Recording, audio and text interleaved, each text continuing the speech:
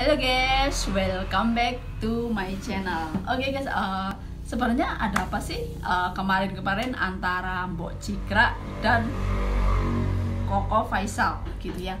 Nah tentu kalian semua juga udah tahu ya, entah Mbok Cikra ataupun Faisal Koko gitu ya, itu kan semua intinya relawan-relawan di luar negeri. Tapi kalau Mbok Cikra dan Koko Faisal itu ini khusus di Taiwan gitu ya, khusus menangani TKI, TKW di Taiwan, baik yang kaburan ataupun yang resmi. Nah semua juga udah pada tahu ya. Nah karena Taiwan itu ada TKL, kan hanya Taiwan yang ada TKL. Kalau Hong Kong itu nggak ada ya guys ya. Hong Kong kalaupun ada itu paling 10%. Itu pun kalau Hong Kong TKL itu pun misalnya saya menikah dengan orang Hong Kong gitu, terus saya bisa membawa adik laki-laki saya misalnya, di sana ada lowongan sopir, atau biasanya perkebunan, kebun, kalau nggak jaga anjing, pokoknya intinya yang kayak di kebun-kebun gitu. Kalau nggak sopir, kalau sopir itu kebanyakan TKL Filipina kalau di Hong Kong gitu ya, karena di Hong Kong itu jarang TKL laki-laki Indonesia. Dan memang nggak ada sebenarnya. Kalau mereka yang ada itu kan, misalnya kalau ada kalian di Hong Kong ini ya, TKW ketemu TKL itu pasti itu dibawa karena kakaknya menikah dengan orang Hong Kong, atau bahkan mungkin mereka hubungan baik dengan agensi gitu ya. Nah itu bisa. Kalau resmi TKL dari Indonesia ke Hong Kong itu nggak ada, emang nggak ada. Bahkan ke Macau pun jarang gitu ya. Ke Macau itu sangat jarang sekali, paling 10% itu TKL Indonesia di Macau gitu ya. Nah sebenarnya kenapa kok ini ya, dan kalau di Hong Kong itu nggak ada relawan gitu ya, entah resmi ataupun enggak gitu. Kalau di Taiwan itu kan seperti Mbok Cikra, Koko Faisal itu dan yang lain-lainnya maksudnya gitu ya, itu kan ibaratnya sama juga relawan. Mereka itu 100% membantu kepentingan TKW dan TKL, maupun itu kaburan, bahkan yang kasusnya banyak, kena penyakit, urusan TKI, TKL kepulangan ke Indonesia itu yang paling ini ya, misalnya viral yang udah para TKI, TKL itu tahu, itu kan Mbok Cikra dan Koko Faisal itu kalau di Taiwan. Nah kenapa kemarin kayak misalnya kedua belah pihak ini kayak saling membuka aib gitu ya, membuka aib masing-masing. Nah itu sebenarnya mungkin karena dendam pribadi atau urusan mereka pribadi. Karena kalau TKW Hong Kong itu hanya melihat, karena kalau TKW Hong Kong itu semua diurusin oleh konsulat ya, dan nggak ada relawan-relawan seperti di Taiwan.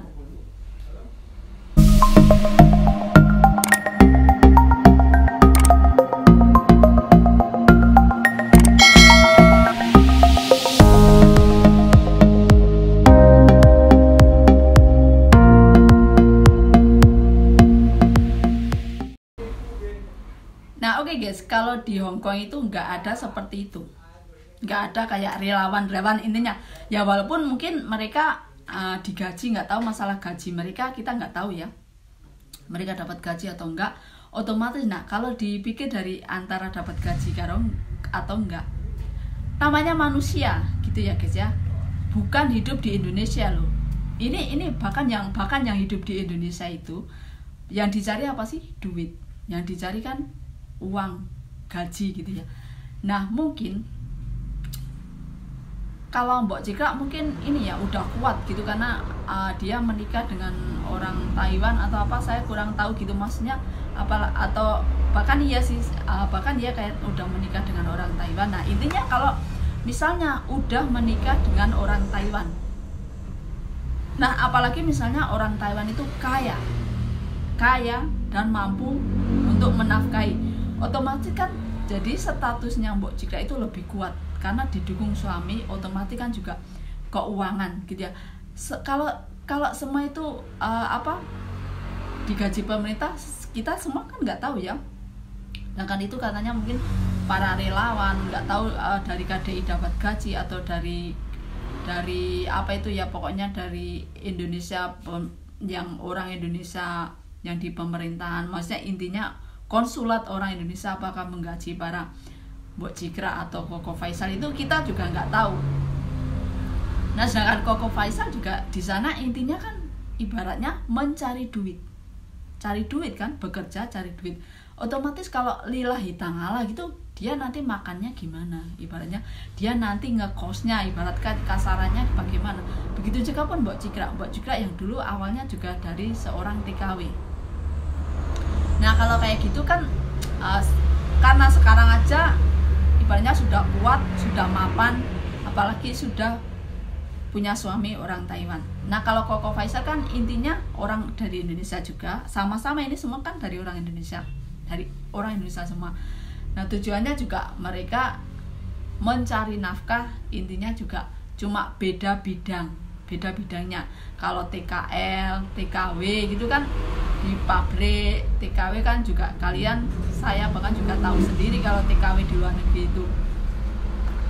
Nah mungkin biasanya namanya antara pegawai aja, misalnya yang di KDI atau yang di konsulat aja, kalau di Hongkong itu kan ibaratnya sama-sama mencari duit juga, apalagi kalau basisnya itu dulunya TKW ataupun TKL itu kan pasti setiap orang yang di luar negeri itu punya kasus, pernah punya masalah, ibaratnya entah masalah sepele ataupun masalah besar.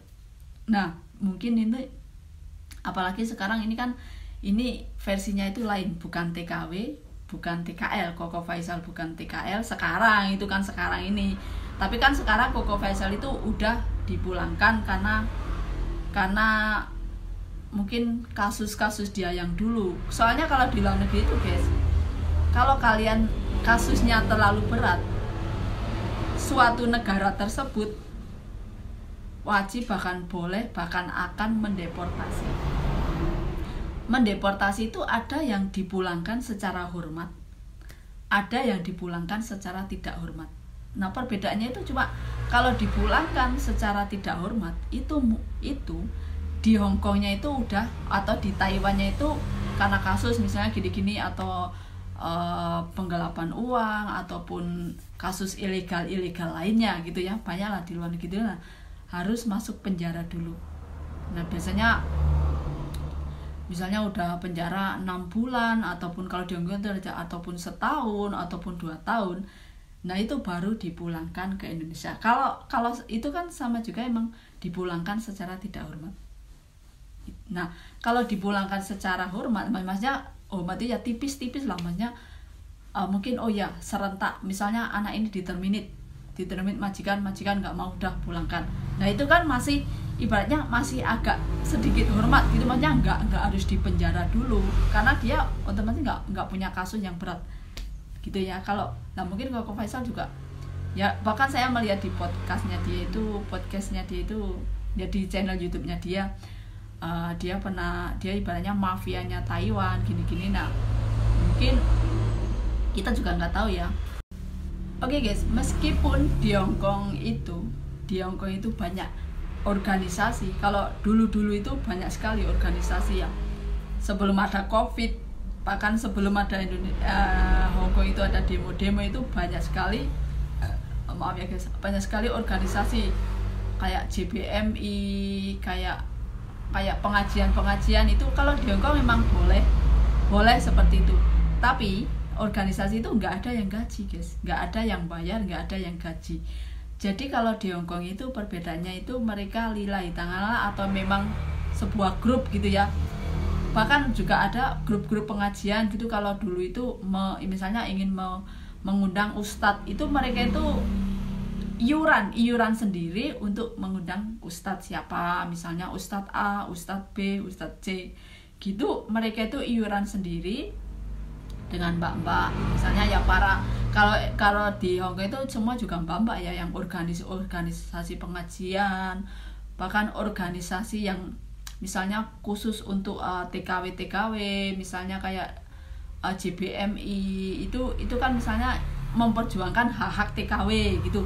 Atau bahkan kalau tanggal 1 Mei itu mereka kadang ada demo dulu itu ingin kenaikan gaji TKW, intinya untuk memperjuangkan supaya hak-hak TKW itu bekerja dengan baik gitu ya, dan juga supaya nggak ada kayak pelanggaran kepada majikan-majikan terhadap TKW. Kalau di Hongkong itu ada juga seperti itu, tapi mereka tidak dibayar, emang tidak ada yang membayar gitu. Mereka itu hanya solidaritas saja teman-teman gitu. Misalnya ada TKW bermasalah, kalau di Hongkong itu langsung diserahkan ke KJRI. Misalnya TKW itu punya utang atau apa gitu-gitu ya, misalnya atau membunuh ataupun disiksa majikan, itu misalnya kalian ke migran center gitu ya, hanya ditampung gitu ya, ditampung apa masalahnya. Terus kalau dan kayak gitu KJRI konsulat itu nggak berat. Misalnya saya ditipu teman Pak, misalnya 10 juta, terus nggak akan dan bahkan nggak mungkin KJRI kamu ini saya lunasin, nggak ada seperti itu ya dimanapun. Nah makanya ini semua itu kembali ke masalah uang. Kamu punya uang, kamu ditipu orang, terus kamu lapor ke organisasi, terus apalagi kamu lapor ke konsulat. Kalau di Taiwan KDI, kalau Hongkong KJRI. Nggak mungkin guys, nggak akan mungkin KJRI itu ya saya lunasin hutang kamu, masalah kamu selesai. Nggak, mereka nggak seperti itu. Mereka itu intinya itu cuma menengahi ya guys ya. Kalau misalnya ada TKW atau TKL yang meninggal gitu kan, misalnya diserahkan ke konsulat dulu, kalau ya disolatkan kalau menurut agama masing-masing. Nah setelah itu dipulangkan. Nah kalau masalah meninggal terus dipulangkan, itu uang negara ya, bukan uang konsulat juga, itu uang dari negara Indonesia untuk dipulangkan. Bahkan ada yang harus membayar kepulangan uang TKL misalnya. Kalau yang meninggal ada yang harus membayar. Kalau biasanya kalau kasus-kasusnya berat, misalnya kadang juga negara memang ada asuransi TKW tersebut, meskipun itu ilegal. Kalau di Hongkong itu paperan, misalnya ada hak-hak untuk TKW. Kalau misalnya meninggal ya harus dipulangkan, dan itu keluarga nggak perlu bayar gitu. Ada yang seperti itu, ada yang harus bayar. Nah makanya di luar negeri itu nggak ada yang gratis. Walaupun mungkin kamu bilang agensi itu membantu, menolong kamu, mereka karena dibayar kamu. TKW itu semua bayar loh, TKW, TKL itu semua membayar agensi. Nah apalagi kayak Mbok Cikra, kayak Koko Faisal. Mbok Cikra misalnya punya mes untuk menampung TKW yang bermasalah. Dia sendiri nggak ada yang gaji loh guys. Dia itu ibaratnya relawan. Nah kita nggak tahu, ataupun mereka digaji dari KDI atau dari konsulat mana atau dari pemerintah negara tersebut, kita nggak tahu. Nah misalnya sebenarnya kalau seperti itu, intinya kita harus hati-hati, jangan sampai bermasalah